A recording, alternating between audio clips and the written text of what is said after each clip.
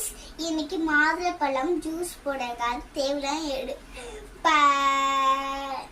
மாதுளப்பழத்தை உரிச்சு எடுத்தாச்சு. அது ரெண்டா கட் பண்ணிட்டு இந்த மாதிரி கருண்டி எடுத்து தட்டி வந்தா இப்படி ஆயிரும்.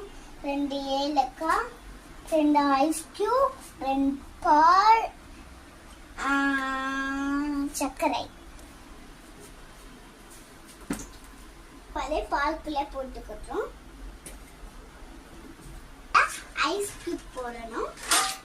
இந்த எறும்பு மாதிரி தண்ணியா வர சொல்லிடுச்சு. 2 ஏலக்காய், கொஞ்சம் சர்க்கரை. இப்ப எவ்வளவுப்பா போடணும்?